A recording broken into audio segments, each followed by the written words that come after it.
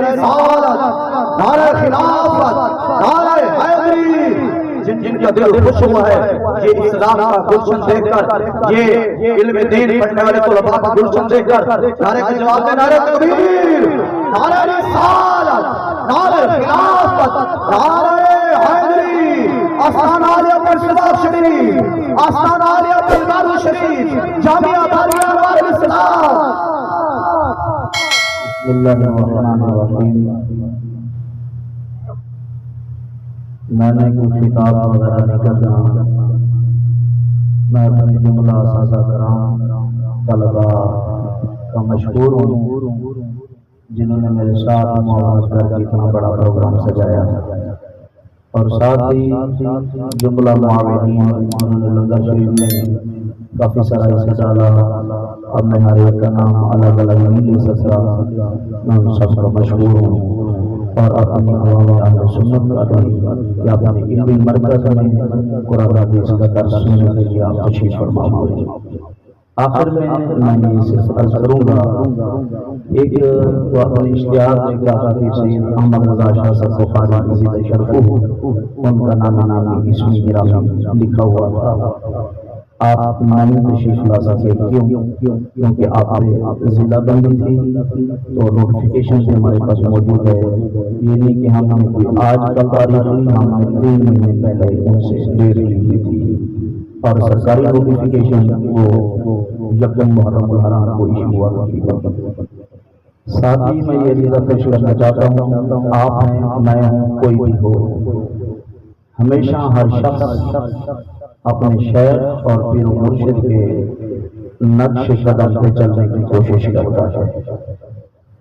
ہر جگہ، ہر محفل میں، ہر مسئلہ کا لوگ کہتا ہے کہ حسین ہمارے پیر ہیں، ہر ایک کا دعویٰ یہی ہے۔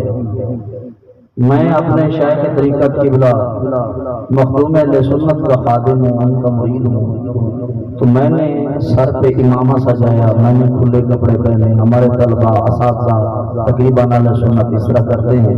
کیونکہ ہمارے شیخ کا حلیہ یہی ہے، ہمارے شیخ کا حلیہ کیوں یہی ہے؟ کیونکہ یہ آقا علیہ السلام کی سنت ہے۔ ہمارے پیر و مرشد سنت پہ عمل کرتے ہیں، امامہ بھی سر پہ رکھتے ہیں، کھلا لباس غیرت کے ساتھ ہر وقت لبریز رہتے ہیں۔ تو ہر مرید سچا وہی ہوتا ہے، مخلص وہی ہوتا ہے جو اپنے پیر کے نقش قدم پہ چلے۔ یہ تو ہے الگ الگ استانے اور پیر کی بات، ویسے من جملہ ہم سارے حسین کے مرید ہیں۔ حسین کیسے؟ آج ہم حسین کی مرید جیسی ہماری شکل ہے، ہماری فکر ہے، حسین کیسے؟ روایت کرتے کان الحسین فاضلا، پہلا جملہ حسین فاضل تھے، حسین علم والے تھے۔ مرید کا حق بنتا ہے فاضل بنے، جاہل نہ بنے۔ جب ان کے سامنے کوئی بات کی کہ نہیں جی میری طبیعت تو یوں کہتی ہے، فلاں نے کیوں کہا، اور مرید کا حق یہ نہیں بنتا، وہ اپنے پیر کو دیکھتا ہے۔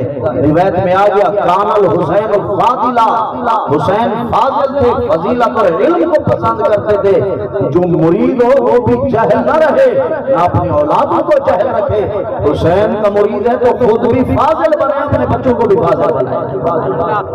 دوسری حسین کی نشانی طریقہ، کان الحسین فاضلا کثیر الصلاۃ، حسین کثرت کے ساتھ نماز پڑھنے والے، والصوم کثرت سے روزے رکھنے والے، والحج کثرت سے حج کرنے والے۔ حتیٰ کہ حج الحسین 25 حجہ ماشیہ، ہر کوئی جہازوں پہ چڑھ کے حج کرنے کے لیے جاتا ہے، حسین نے 25 حج پیدل چل کر کیا۔ سمجھ آ رہی کہ نہیں آ رہی؟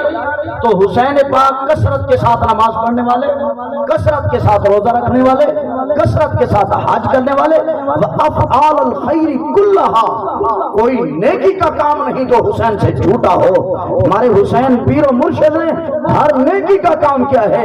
اگر سچے مرید ہو تو تم فاضل بھی بنو، نمازی بھی بنو، غازی بھی بنو، روزے دار بھی بنو، حاجی بھی بنو، ہر کار خیر بھی کرو، تاکہ دنیا کو پتہ چلے یہ وفادار ہیں، غدار نہیں، جیسا ان کا پیر تھا ویسے یہ مرید ہیں۔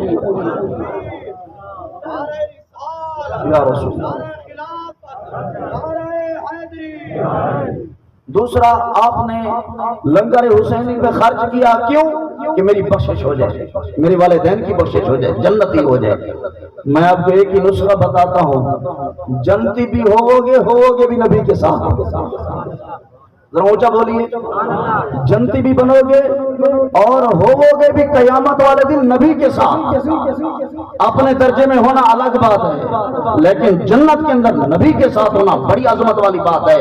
وہ یہ ہے کہ کبھی عظمت صدیق اکبر کی بات ہوگی، الگ حدیث پاک پڑھی جائے، عظمت فاروق اعظم کی بات ہو، عظمت عثمان کی بات ہو، عظمت علی کی بات ہو، عظمت حسن کی بات ہو، عظمت حسین کی بات ہو، عظمت سیدہ خاتون جنت کی بات ہو، الگ الگ حدیث پاک پڑھی جائے۔ ہو سکتا ہے ذہن میں فتنہ اٹھے، میں آپ کو ایک ایسی حدیث پاک سناتا ہوں جو سب کو جمع بھی کرتی ہے، جنت میں نبی کے ساتھ بھی رکھتی ہے۔ حضور علیہ السلام نے ارشاد فرمایا، من احب اصحابی وازواجی واہل بیتی ولم یطعن فی احد منہم، حضور علیہ السلام نے ارشاد فرمایا، جو میرے اصحاب سے پیار کرے، میری ازواج سے پیار کرے، میری آل سے پیار کرے، اور ان میں سے کسی پر تانا بھی نہ کرے، نہ میری آل میں تان و تشریح کرے، نہ میرے اصحاب میں تان و تشریح کرے، نہ میری ازواج میں تان و تشریح کرے، نہ میرے کسی ماننے والے میں تان و تشریح کرے، وہ خارج من الدنیا، اور دنیا سے نکلے، اس کا دل ستھرا ہو، دل کے اندر بغض صحابہ بھی نہ ہو، بغض آل بیت نبی بھی نہ ہو، بغض ازواج بھی نہ ہو، بغض اولیاء علماء بھی نہ ہو۔ نبی پاک علیہ السلام نے فرمایا، اے میرے کلمہ پڑھنے والوں، میں تمہیں گارنٹی دیتا ہوں، کانا معی فی درجتی یوم القیامت، جس کے دل میں میری آل کا پیار ہوگا، اصحاب کا پیار ہوگا، ازواج کی تعظیم ہوگی، قیامت کا دن ہوگا، میں محمد عربی گارنٹی دیتا ہوں، کانا معی فی درجتی یوم القیامہ، قیامت کا دن ہوگا، میں تنہا چھوڑ کے نہیں جاؤں گا، آل و اصحاب و ازواج کے محب کو اپنے ساتھ لے کے جس جنت کے درجے میں میں رہوں گا، ان ماننے والوں کو بھی ساتھ رکھوں گا۔ اے سنیو، تمہیں مبارک ہو، تمہارے دل میں نبی کی ازواج کی تعظیم ہے، نبی کے صحابہ کا پیار ہے، نبی کی آل کی محبت ہے، تم مار کھانے والے نہیں، تم اندھے کانے بھینگے نہیں، لہذا قیامت کا دن ہوگا، کوئی کہیں ہوگا، کوئی کہیں ہوگا، تم ان تینوں ہستیوں کی محبت کی وجہ سے محمد عربی کے دامن رحمت میں چپ کے رب کی جنت میں داخل ہو جاؤ گے۔ اللہ جل شانوں کی بارگاہ میں دعا ہے، اللہ تعالیٰ یہ عظیم جلسہ عظمت شہدائے کربلا اپنی بارگاہ میں قبول و منظور فرمائے۔ جتنے احباب نے جس اعتبار سے معاونت کی، ٹھنڈے پانی کا اہتمام کیا، دودھ کی سبیل چلائی، میٹھے کا اہتمام کیا، جو بھی کچھ بھی دیا، اللہ جل شانہ اس معاونت کو اس کے خاندان کے جملہ افراد کی بخشش کا باعث بنائے۔ اللہ تعالیٰ تمام کو بدعقیدگی، بد مذہبی، بد کرداری، بری سنگت اور برے دوستوں سے محفوظ و مامون فرمائے۔ وآخر دعوانا الحمدللہ رب العالمین۔ ایک